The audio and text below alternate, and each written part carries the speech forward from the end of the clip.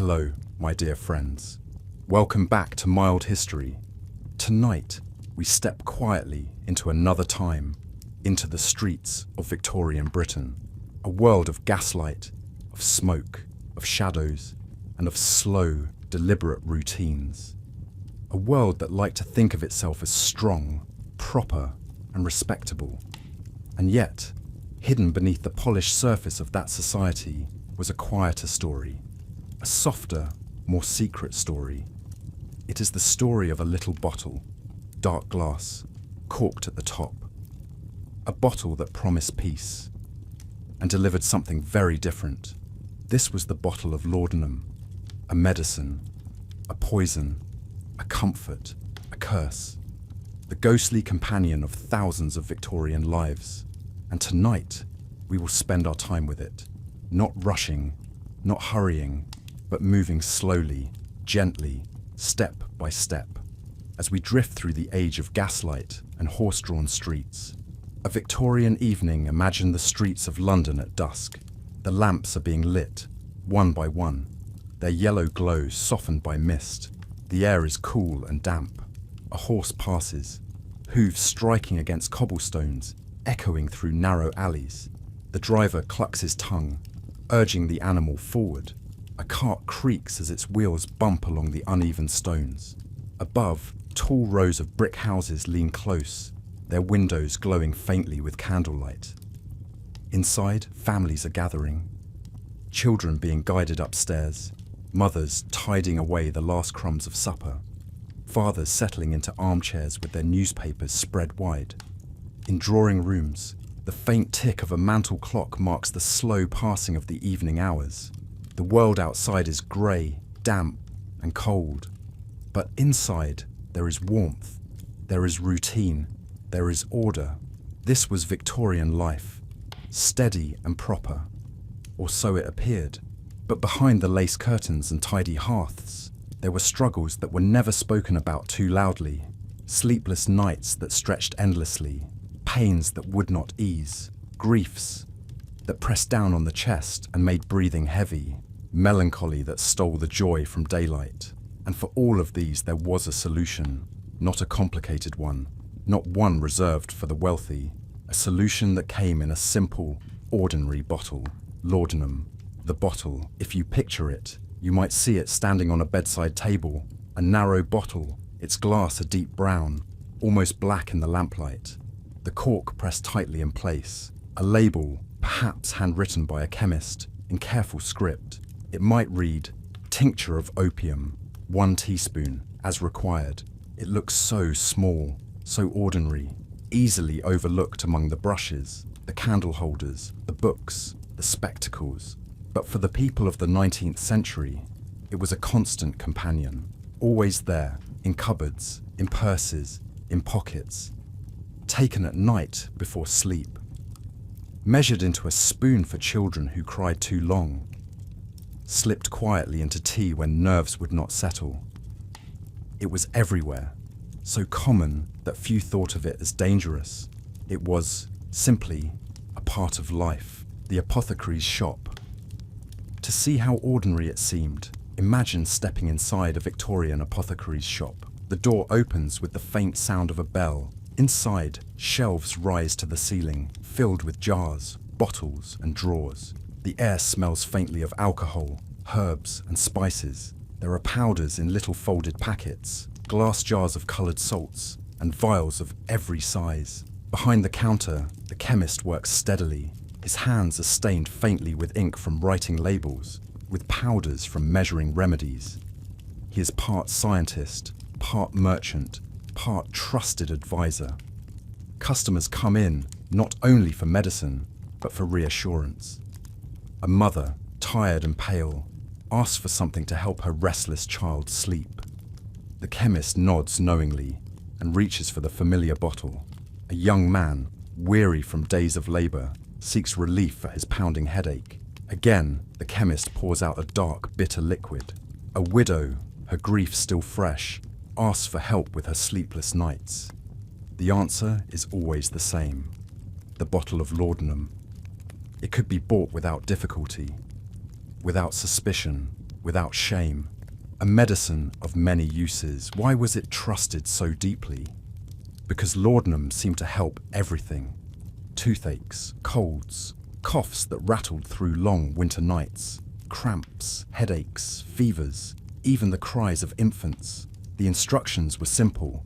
Take a spoonful, just a spoonful, and wait. And soon the pain softened. The body felt heavy, calm. The mind drifted gently into a haze, where the world seemed less sharp, less cruel. It was a relief that few could resist. No one thought of it as strange. No one questioned it too much. If doctors prescribed it, if chemists sold it, then surely it must be safe. Surely it must be proper. But behind the relief, there was a price. A price that grew slowly, so slowly that many did not notice until it was far too late. Daily life and the hidden struggle. Imagine now a Victorian household in the evening. The fire is low, the chairs are drawn near, the family is settling. But in one chair, the mother sits quietly, her face pale, her eyes half-lidded. Her hand rests on the arm of the chair, slack, almost lifeless. She has taken her dose of laudanum, enough to still her nerves, enough to bring her silence. Her children play quietly on the carpet, but she does not notice.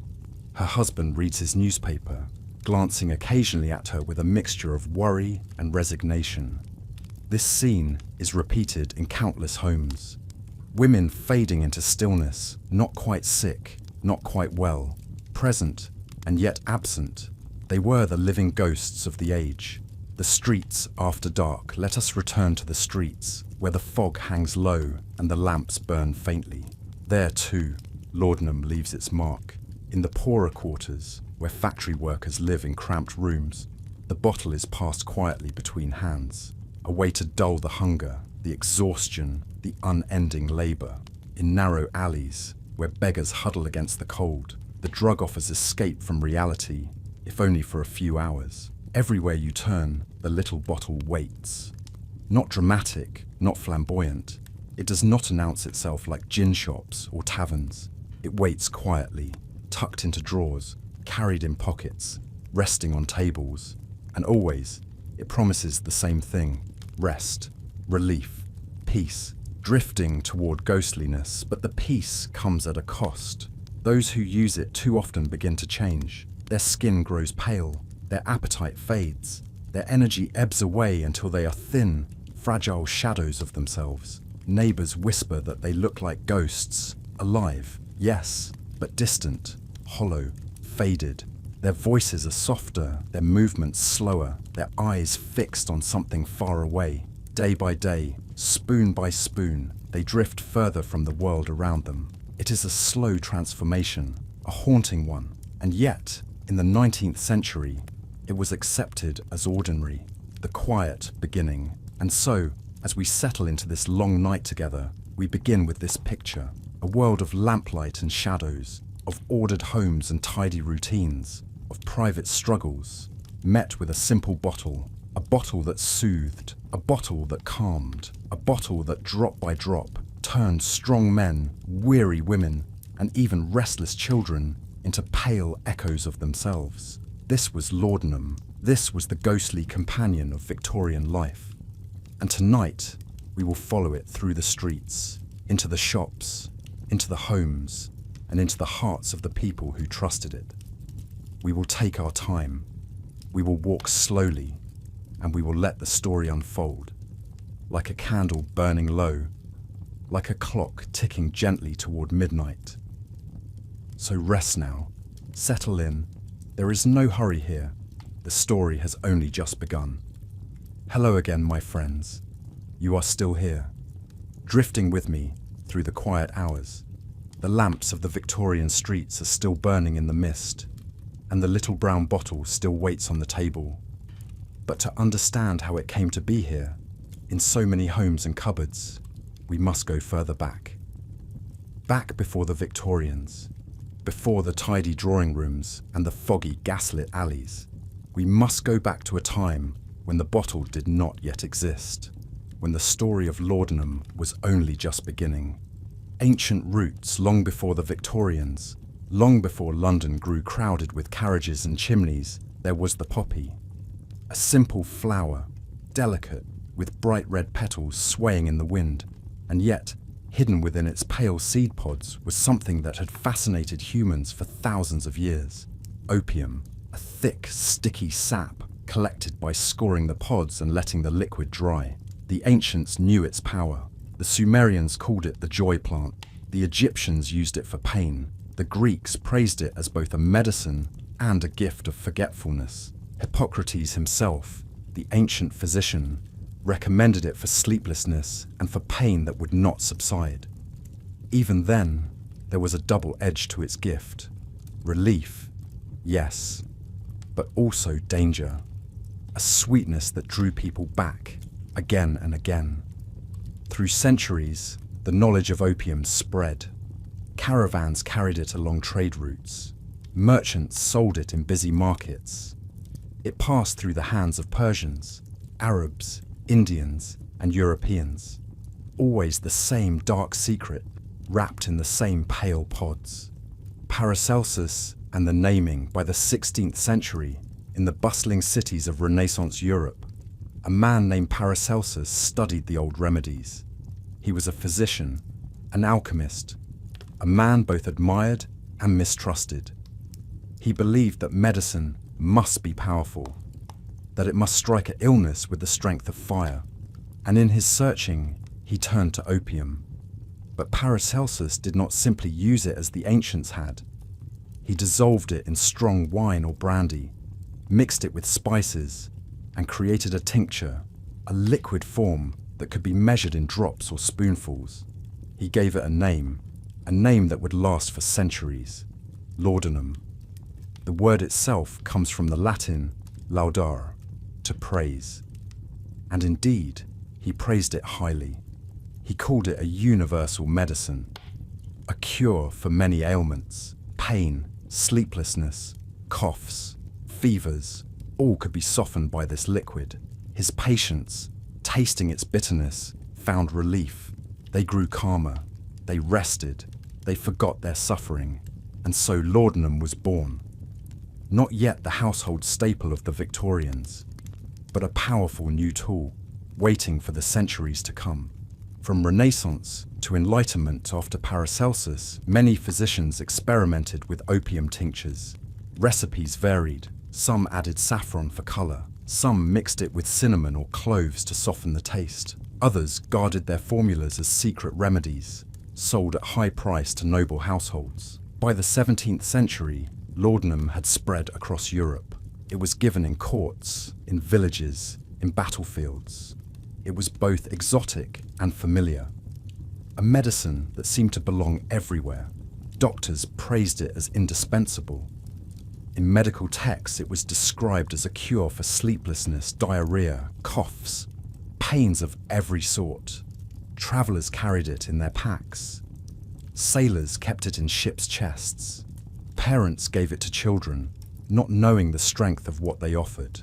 The tincture was powerful. A few drops could ease agony. A few spoonfuls could silence it forever. But still, no one doubted its worth. It was praised, almost worshipped, as one of the greatest medicines of its age. The apothecary's craft. Imagine, for a moment, an early modern apothecary's workshop. The shelves are crowded with jars of dried leaves and roots. The table is scattered with brass scales, tiny weights, and glass vessels. The smell of alcohol and herbs hangs heavy in the air. Here, the apothecary prepares laudanum. He takes the black tar of opium, crumbles it, and soaks it in brandy. The liquid darkens, becoming rich and bitter. He strains it carefully, then pours it into small bottles, corking them tightly. Each bottle is labelled in ink, the handwriting curling across the paper. When customers arrive, a woman with a cough, a man with aching joints, a parent carrying a restless child, the apothecary nods and reaches for the same bottle, always the same. A few drops in water, a spoonful at night, and the promise of relief. To them, it seems almost miraculous. They trust it, they depend on it, they speak of it with gratitude. Little by little, the bottle becomes part of ordinary life.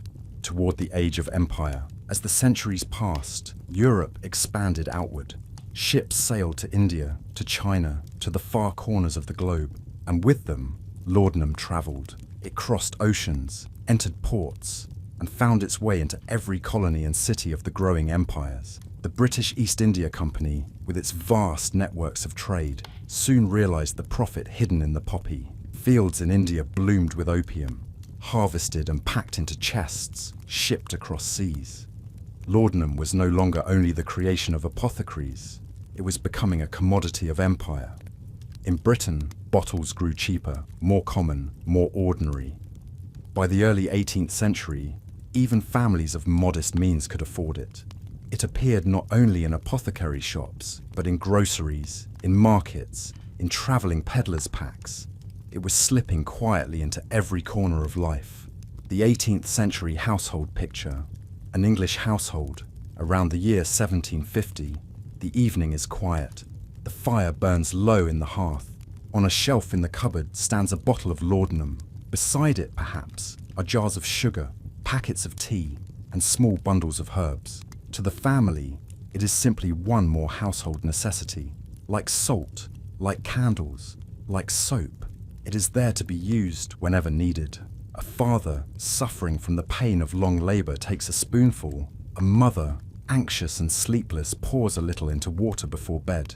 A child, coughing through the night, is given a few drops. There is no ceremony, no hesitation. It is ordinary, accepted, unremarkable. And yet, in those small doses, night after night, year after year, something strange is happening. People are beginning to rely on it, not just for illness, but for comfort, not just for pain, but for life itself. The whisper of addiction. By the late 18th century, a new pattern began to emerge. Physicians noticed patients who asked for laudanum again and again, not because their sickness lingered, but because they could not bear to be without it. They grew restless without their dose, their bodies aching, their minds unsettled. With the bottle, they were calm. Without it, they were desperate. Some doctors spoke cautiously of dependence. Others dismissed it. How could something so widely praised, so long trusted, be dangerous? It was easier, far easier, to look away. And so the bottles continued to multiply. In cupboards, in drawers, in purses, in pockets, in London, in Edinburgh, in Dublin, in villages, in towns, in cities. The stage was set. The Victorians would inherit not just a medicine, but a quiet shadow. Toward the 19th century, as the 18th century gave way to the 19th, Britain was changing rapidly. The Industrial Revolution was transforming towns into great, smoky cities. Factories rose, machines roared, railways spread, people crowded into narrow streets, their days long and exhausting. And in this world of progress and hardship, of invention and exhaustion, the little brown bottle was waiting. Cheap, available, trusted, ready to ease headaches, to soften grief, to still restless children, to offer sleep where none would come. By the dawn of the Victorian age, laudanum was no longer a rare remedy, no longer exotic. It was an ordinary companion, as ordinary as a cup of tea, as ordinary as bread on the table. But behind its ordinariness lay the ghostly transformation we saw in part one, the fading of faces, the thinning of bodies, the drifting of souls into a haze. And so, as we close this part of our long night together, we see the path clearly, from the poppy fields of the ancients, to the tinctures of Paracelsus, to the shelves of apothecaries, to the cupboards of households, and finally, into the very heart of Victorian life. Laudanum's journey was long, slow, and steady. It began as a marvel, praised and trusted. It ended as a ghostly presence, haunting homes and families. But in our story, we are not yet finished. The Victorians are waiting. Their streets, their shops, their parlours, their quiet struggles, all are still ahead of us. And in the next part, we will step inside their homes more deeply to see how laudanum became not only a medicine, but a way of life. For now, rest, my friends. Let your eyes grow heavy. The story will continue. The familiar bottle. Let us return to the quiet streets of Victorian Britain. The lamps glow softly through the fog. Inside the narrow houses, families gather around small fires or settle wearily into bed after a long day of labour. And in almost every one of these homes, tucked away in a drawer, or standing among the tea caddies, or resting on a shelf beside the family Bible, is the same thing, a little brown bottle, the bottle of laudanum. It is not strange to see it there. It is not hidden, nor whispered about. It is as ordinary, as necessary, as matches or candles. If a mother cannot sleep, the bottle is there. If a father's muscles ache after work, the bottle is there. If a child coughs or cries through the night, the bottle is there. So often, in so many homes, the cork is lifted, the spoon is filled, the bitter liquid swallowed, and life goes on. The women of the household more than anyone else. It was women who lived with laudanum most closely.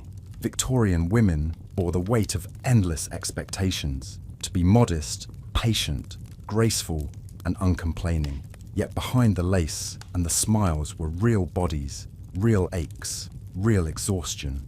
Doctors prescribed laudanum for nearly everything that troubled women, for nervous complaints, for the faintness and dizziness of corsets, for the sleeplessness of anxiety, for the sadness they called melancholia, for the monthly pains that no one spoke of aloud.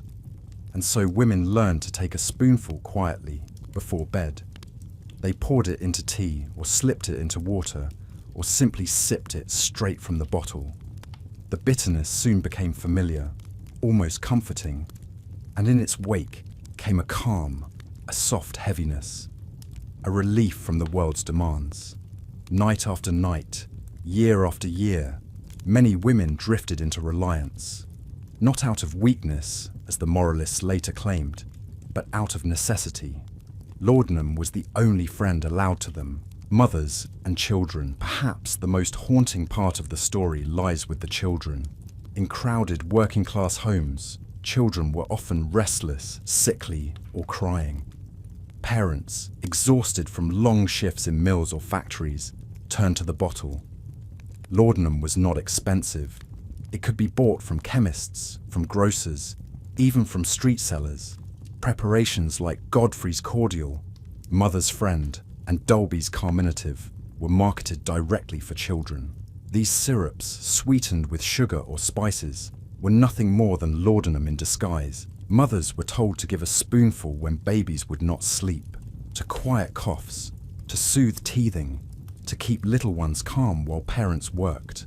And so, in countless nurseries and crowded tenements, children were lulled into unnatural stillness. Tiny hands slackened, crying ceased. Sleep came quickly, sometimes too quickly. Doctors began to notice alarming numbers of infant deaths, labelled vaguely as overlaying or failure to thrive. But behind the statistics were bottles on shelves, bottles in cupboards, bottles given in love and desperation.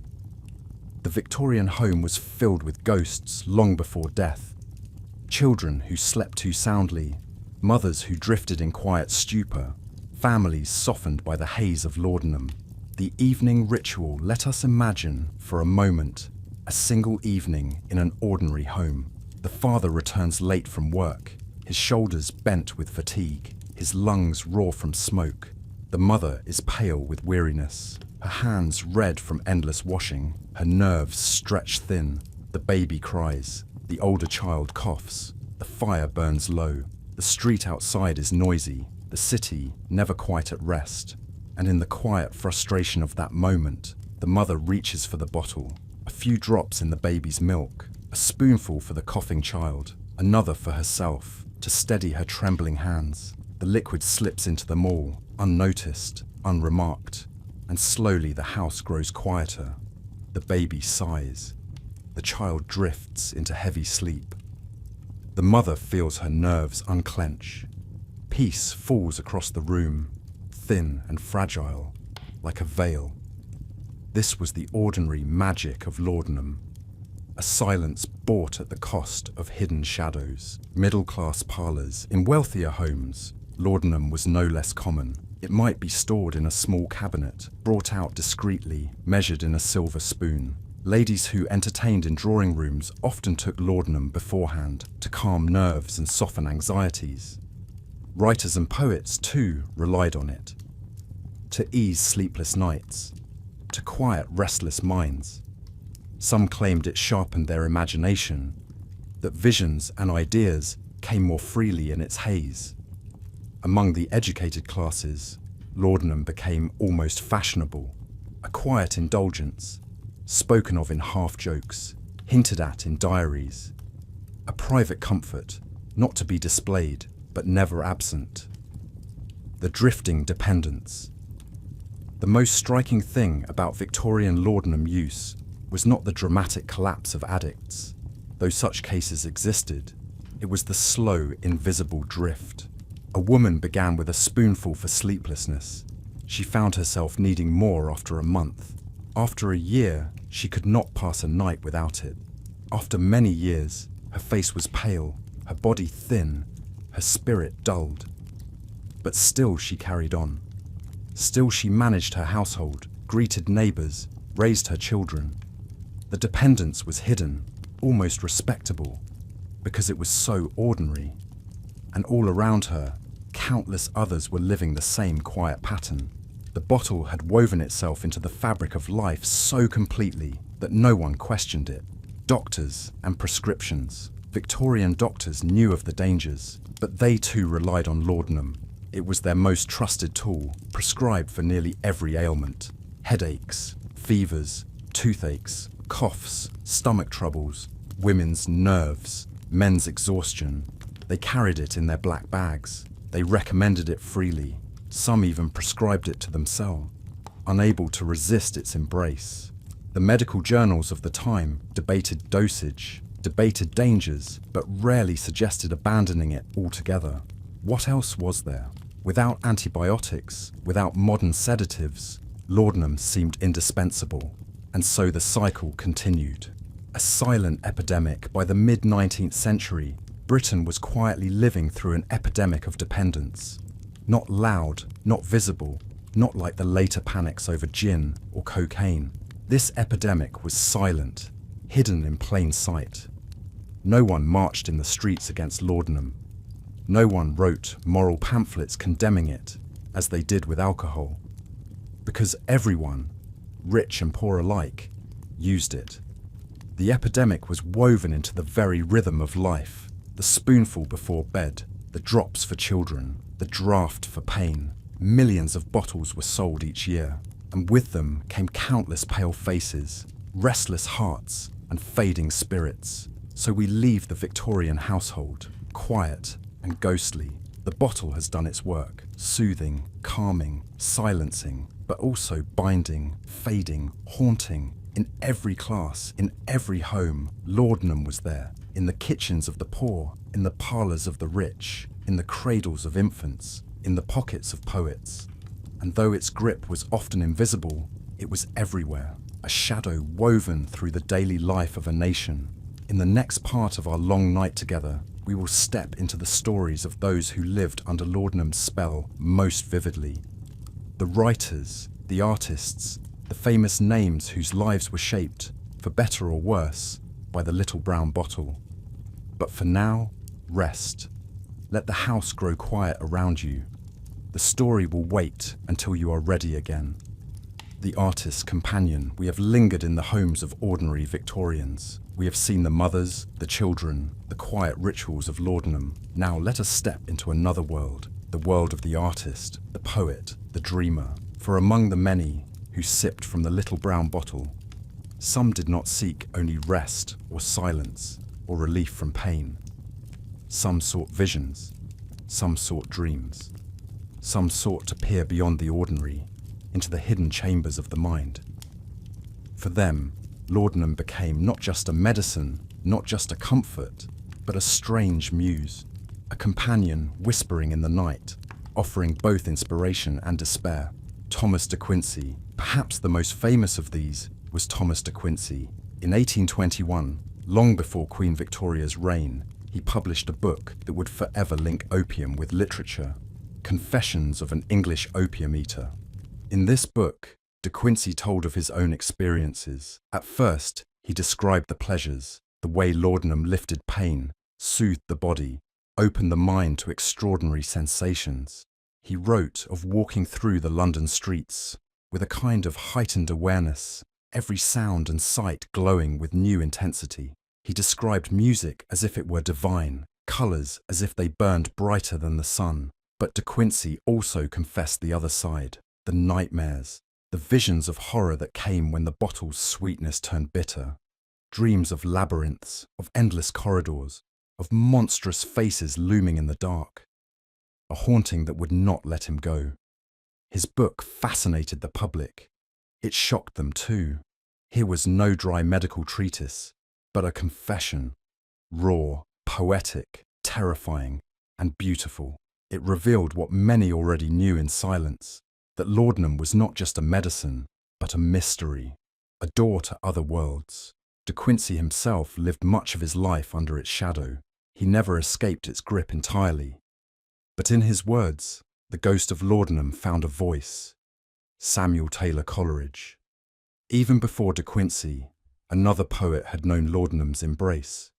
Samuel Taylor Coleridge, the Romantic poet, author of The Rime of the Ancient Mariner and Kubla Khan. Coleridge suffered from poor health all his life: rheumatism, digestive troubles, melancholy. Doctors prescribed laudanum, and he accepted it eagerly. Soon it became his constant companion. Some of his most famous verses were written under its influence. The dream fragment of Kubla Khan, with its images of caverns, measureless to man, and a sunless sea, was said to have come to him in an opium dream, half waking, half asleep. The poem remained unfinished, like the visions themselves, dazzling but elusive. But laudanum also deepened his despair. Coleridge wrote of his dependence with shame, of his inability to break free, of the way it sapped his will. He travelled, sought cures, confided in friends, but always returned to the bottle. His genius and his weakness were forever entwined.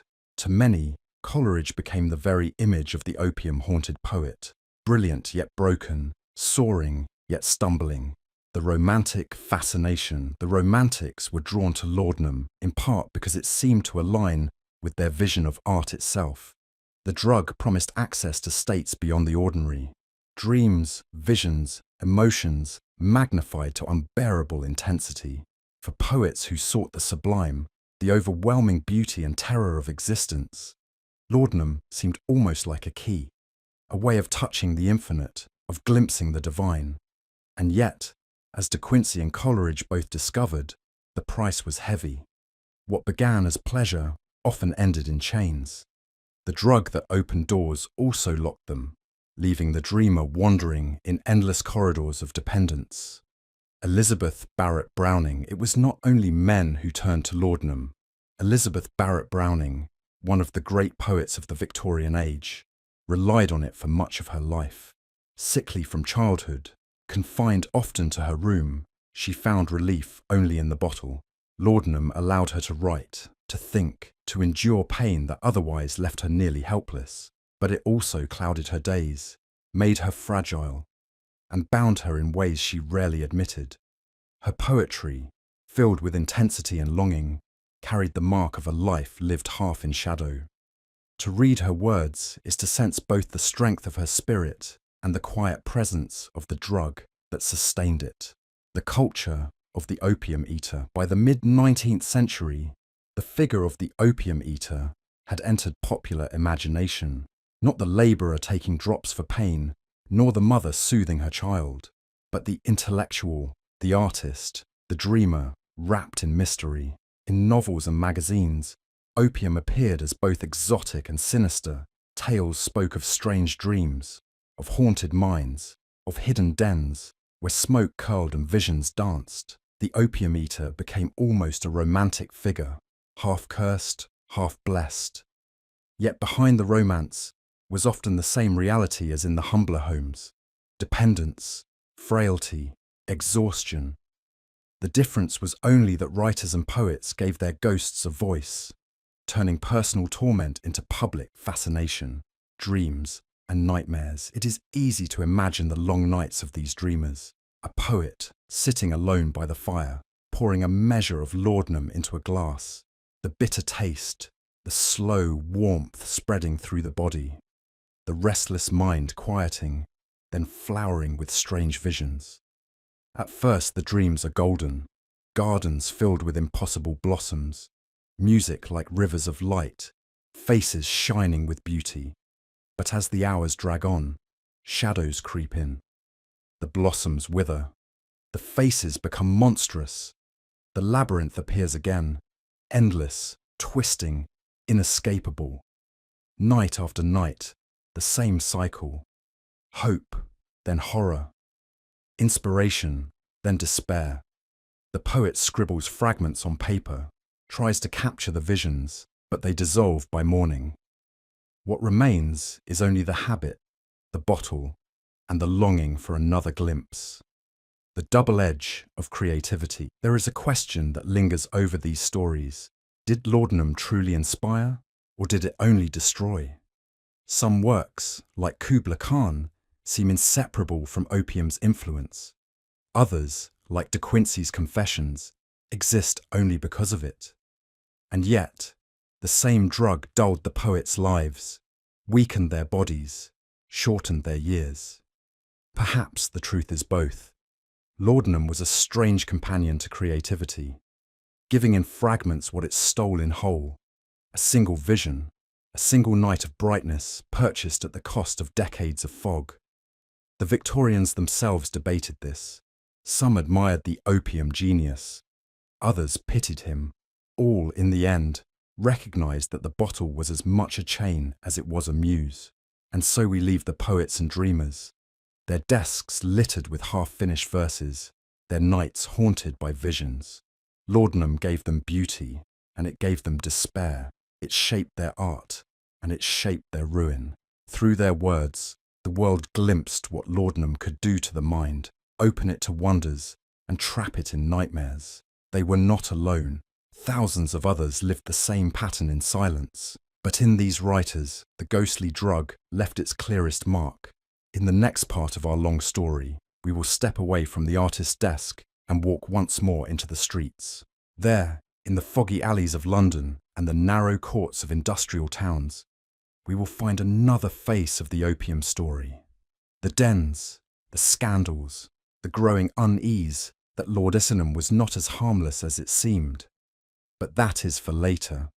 For now, let your eyes grow heavy. The dreamers have spoken. The night is long, and rest is near. Shadows in the city, London, by gaslight, was a city of contrasts. The grand avenues gleamed with lamps. Carriages rolled past shop fronts, and gentlemen in top hats strolled with ladies in silks.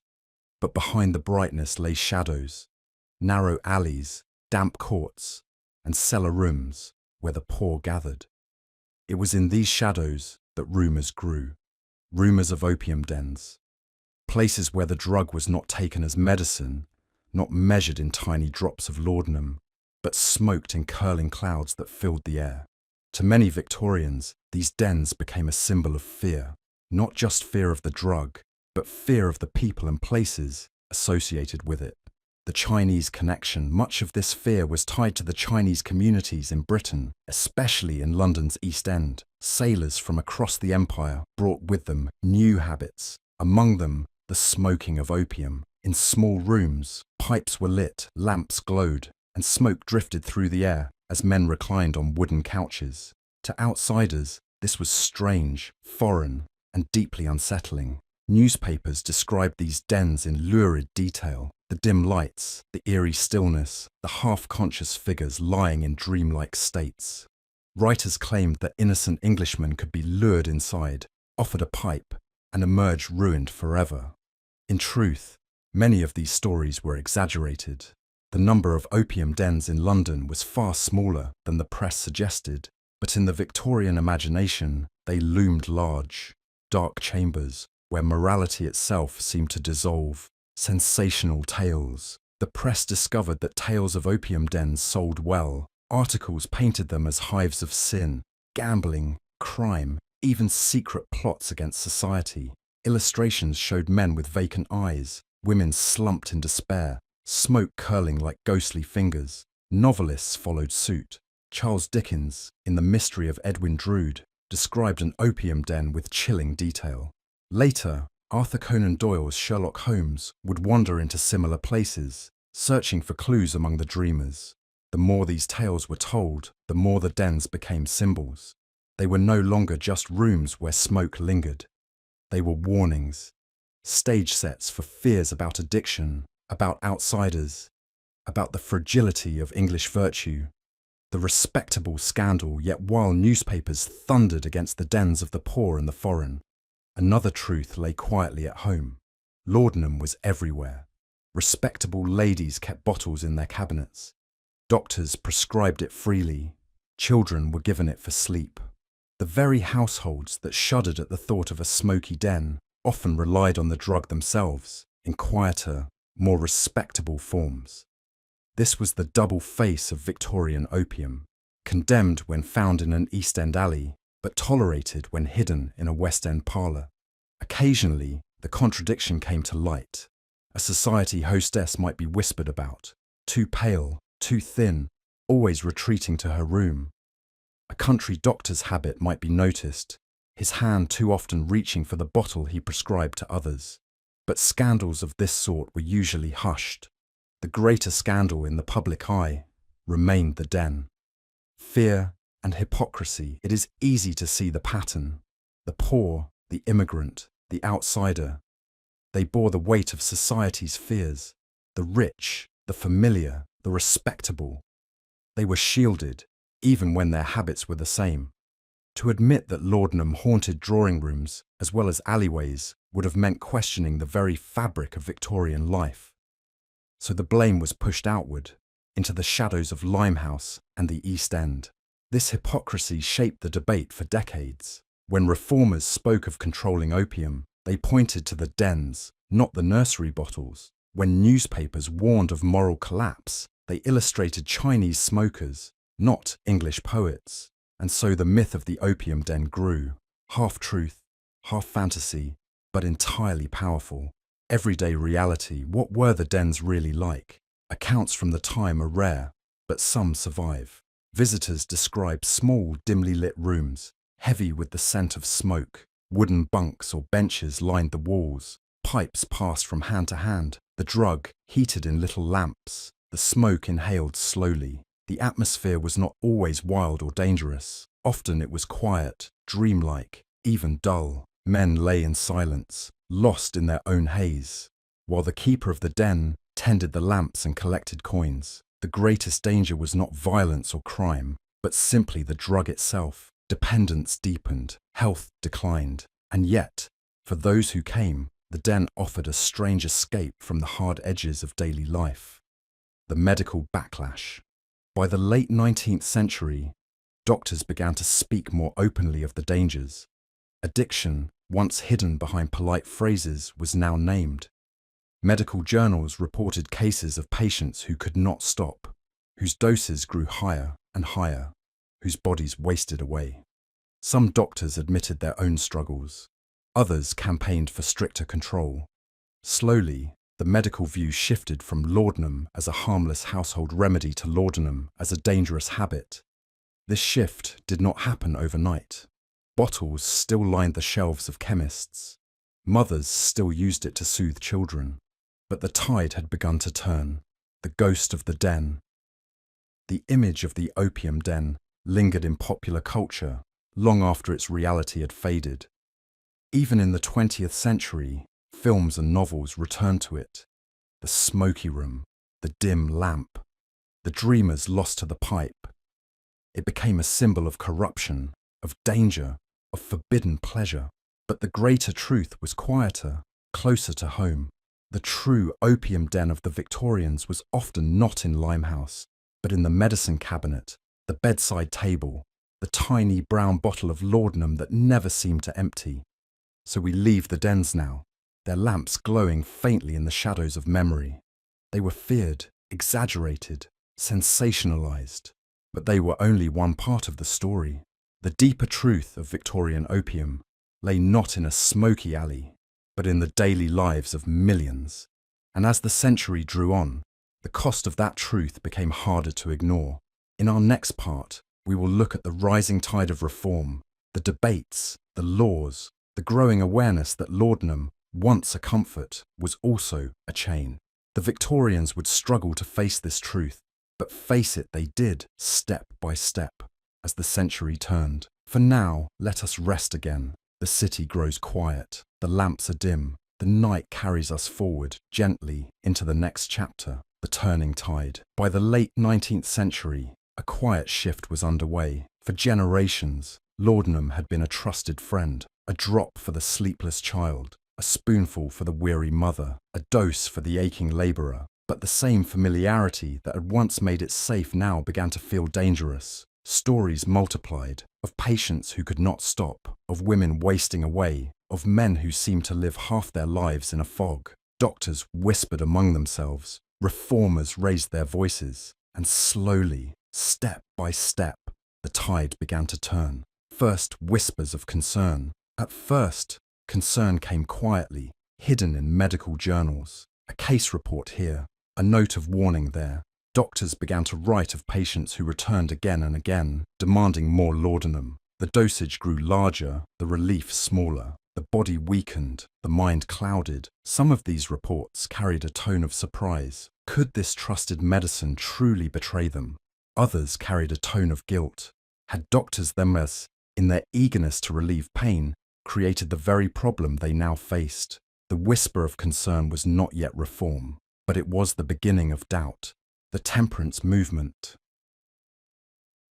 Outside the medical world, another voice joined the chorus, the temperance movement.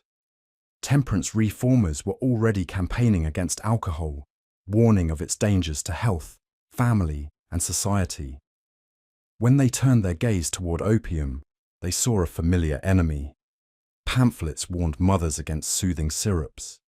Lecturers spoke of the silent destruction of families. The image of the drunkard was joined by that of the opium slave. Both, it was said, threatened the moral fabric of the nation. For some reformers, opium was even worse than drink. Alcohol might be smelled, seen, and condemned, but laudanum was invisible, a bottle in the cupboard, a spoonful in the dark of night. Its secrecy made it, in their eyes, more sinister. Parliamentary debate, as concern grew, so too did political debate. Should opium be controlled? Should it remain as free and familiar as tea and sugar? Or should it be treated as a dangerous drug? Members of Parliament rose to argue. Some spoke of the dangers, the wasted lives, the broken homes. Others defended laudanum as a blessing to the poor, a comfort in hardship, a medicine that should not be restricted. Behind the debate lay questions of class. For the poor, laudanum was cheap relief. For the rich, it was a discreet medicine. To take it away seemed harsh, even cruel. And yet, to leave it unguarded seemed reckless. The debates were long, and the answers slow to come. The Pharmacy Act of 1868. One milestone arrived with the Pharmacy Act of 1868. This law did not ban laudanum. It did not even require a doctor's prescription, but it placed opium among the poisons that only licensed chemists could sell. It was a small step, but an important one. For the first time, the government admitted that laudanum was not entirely safe. It was no longer an ordinary household item to be bought with tea or bread. It now required the authority of the chemist's counter. Still, bottles remained easy to obtain. Mothers still purchased soothing syrups. Farmers still bought laudanum by the pint. But the seed of regulation had been planted, resistance and reluctance. Not all welcomed this change. Many ordinary people saw it as unnecessary interference. Laudanum had been their ally for years. Why should Parliament now tell them it was dangerous? Chemists, too, worried about their trade. Laudanum was among their most common and profitable sales. To restrict it was to risk their livelihood. Even some doctors hesitated. For them, laudanum was not just a medicine, it was often the only medicine they could offer. In an age with few effective treatments, to deny opium was to leave the patient with nothing, and so, while the law stood, the habit continued. Change, in Victorian times, was rarely swift. The medical awakening as the century turned, medical opinion hardened. Doctors could no longer ignore the evidence. Addiction, a word still new, still strange, became harder to dismiss. Cases multiplied, patients wasted away, not from their original illness, but from the very drug that had promised to heal. Medical journals shifted from whisper to warning. Textbooks began to describe dependence, withdrawal, the dangers of careless prescription. A new image emerged. The patient not merely sick but trapped. The tone of confidence that once surrounded laudanum began to fade. In its place came caution and sometimes regret, the decline of laudanum. By the late Victorian and Edwardian periods, laudanum's reign was slowly ending. New medicines appeared: aspirin for pain, chloral for sleep, barbiturates for nerves. None were perfect, but each chipped away at laudanum's place. The chemist's shelves still held bottles, but they no longer dominated. The respectable household still kept a vial, but it was used less often. The scandals, the deaths, the whispered warnings had done their work. Laudanum did not vanish overnight. For some, it remained a lifelong companion, but its shadow grew shorter, its presence less constant. The slow decline had begun. A changing world, part of this change was not just medical, but cultural. The Victorians were entering a new century, a new modern age. Science promised progress, industry promised plenty. The old superstitions and old medicines began to look outdated. Opium, with its ancient roots and ghostly grip, seemed increasingly out of step with the forward march of modern life. To regulate it, even to move beyond it, felt like progress itself. And so, step by step, the little brown bottle that had once been a symbol of comfort became instead a reminder of the past. And so we close this chapter of our story. Laudanum, once beloved, had become suspect. The whispers of doubt grew into laws. The trusted friend became a wary acquaintance. Its decline was slow, uneven, incomplete, but it was real. The Victorian age that had embraced opium also planted the seeds of its retreat. In our next part, we will look more closely at the personal stories of withdrawal and survival, the men and women who tried to leave laudanum behind, and the struggles they faced. For while society moved on, the individual battles remained. For now, let us rest again. The lamps are dim, the night deep, the long story drifting toward its end. The hidden struggle. By the closing decades of the 19th century, many Victorians found themselves facing a quiet, lonely struggle. They had taken laudanum for years. At first, a few drops. Later, more. Until the body no longer felt normal without it. To stop was difficult. To stop was sometimes unbearable. And so, for many, the bottle became a constant companion, a ghost at the bedside. But there were those who tried. Some at the urging of family, some under a doctor's care, some through sheer desperation, wanting to feel alive again without the fog of opium. The torments of withdrawal. Withdrawal was not a word they often used, but the symptoms were recorded all the same. Restlessness that made sleep impossible, sweats and chills that shook the body, a racing heart, trembling hands, muscles that seemed to scream, and worst of all, the mind. Anxiety like a storm, hallucinations that blurred dream and waking, a deep, clawing despair that whispered that only one thing could bring relief, the familiar drop of laudanum. Many failed. They would begin with resolve, pour away the bottle, endure the first days of torment, and then, unable to bear it, they would return. One more dose, they told themselves, one more spoonful, just to quiet the storm. And so, the cycle continued. Doctors and their patients. Doctors faced their own struggles in treating these cases. Some admitted they had little to offer. There were no modern therapies, no methadone, no carefully measured treatments. There was only advice: to taper the dose slowly, to substitute with other sedatives, to pray for strength. Others experimented. They tried replacing laudanum with chloral or with alcohol, hoping one vice might ease the other.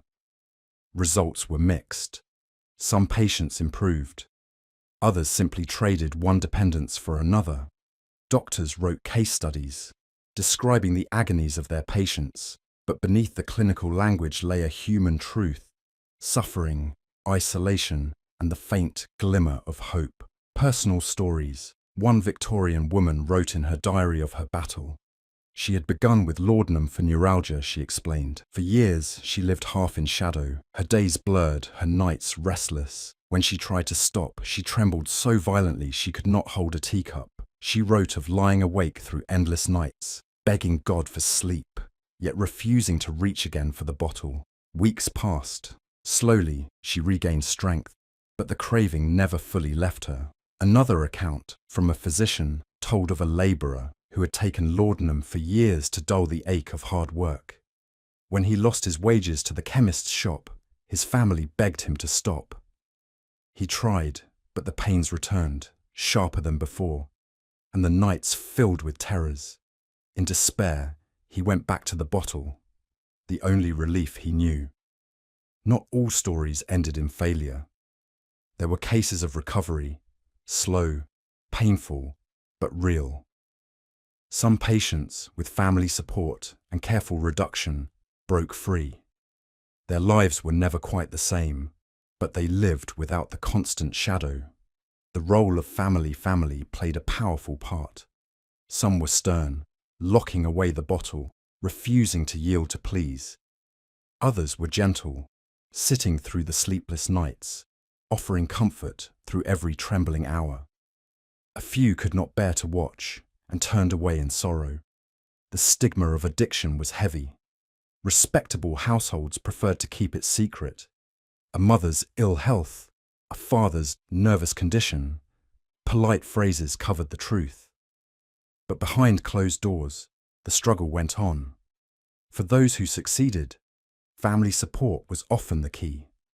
For those who failed, isolation deepened the trap. Spiritual battles in a deeply religious age. Many Victorians framed the struggle in spiritual terms. Addiction was not only an illness, but a moral battle. To resist laudanum was to resist temptation itself. To relapse was to fall into sin. Some turned to prayer with fierce devotion. Chapel meetings were filled with testimonies of men and women trying to leave behind not just drink, but opium. Preachers spoke of laudanum as another chain, binding the soul, needing God's grace to break. For some, faith gave strength. For others, the weight of guilt made the struggle even harder. The aftermath of survival. Those who did succeed often carried scars. Their health was never fully restored. Years of dependence had weakened the body, the stomach, the nerves, the sleep cycle itself. Many spoke of lingering melancholy, a sadness that hovered even after the drug was gone. But there was also gratitude, to live without the constant need, to wake in the morning clear-headed, to feel life as it was. These were blessings, deeply felt. Some became advocates, warning others of the dangers, writing pamphlets, speaking in churches, urging their neighbours not to follow the same path. Their voices, though small, joined the wider movement for reform, a legacy of silence. Yet for every story told, countless others remained unspoken. Victorian society preferred silence. Addiction was a shame, a family secret, a hidden grief. Many sufferers died quietly, their struggles known only to those closest to them. This silence shaped the legacy of laudanum. Its dangers were recognised, but never fully confessed.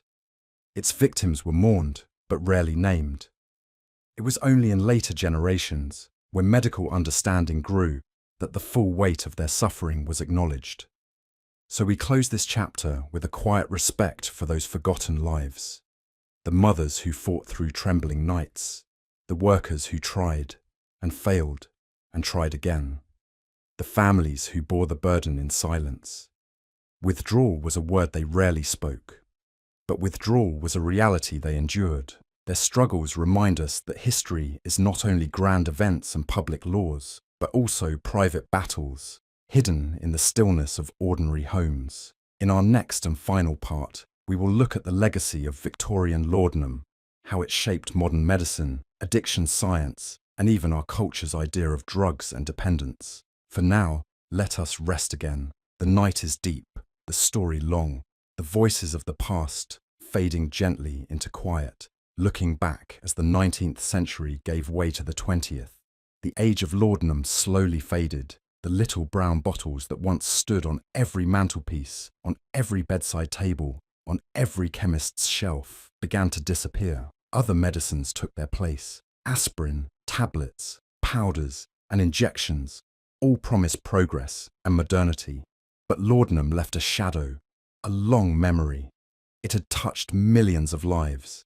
It had eased pain, soothed sleepless nights, quieted crying children, but it had also enslaved, weakened, and haunted. The Victorians, with their contradictions and silences, left us both the comfort and the warning. Medicine transformed. One legacy of laudanum was the transformation of medicine itself. Doctors could no longer claim that all remedies were harmless. They had seen too much, lost too many. The study of addiction, once hidden and shameful, began to grow. Medical schools taught students about dependence, tolerance, withdrawal. Pharmacology became a science, measuring doses with precision, testing drugs for safety. The careless age of freely flowing opium tinctures was over. In its place came a more cautious, regulated, and scientific practice. Laudanum, in its rise and decline, had helped shape modern medicine, literature, and memory. Another legacy lay in literature. Poets, novelists, and storytellers had turned to opium for inspiration, and their words remained. Coleridge's dream of Kubla Khan, De Quincey's confessions, Dickens' smoky dens, all became part of cultural memory. Even when laudanum itself grew rare, the image of opium lingered. It became a symbol of dreams, of nightmares, of the thin veil between reality and fantasy. Later generations, when they wrote of addiction, often looked back to the Victorians as the first to wrestle openly with the ghostly power of drugs, stigma and silence. But not all legacies were proud. The stigma of addiction, born in the Victorian era, never truly faded. The language of weakness, of shame, of moral failing, these ideas followed long after the bottles were gone. Families who had hidden their laudanum habits in silence passed that silence down. Addiction became a secret carried through generations, whispered about, but rarely named. In this, too, the Victorians shaped us, teaching us both the importance of compassion and the dangers of judgment. Echoes in the present, even today, the story of laudanum feels strangely familiar.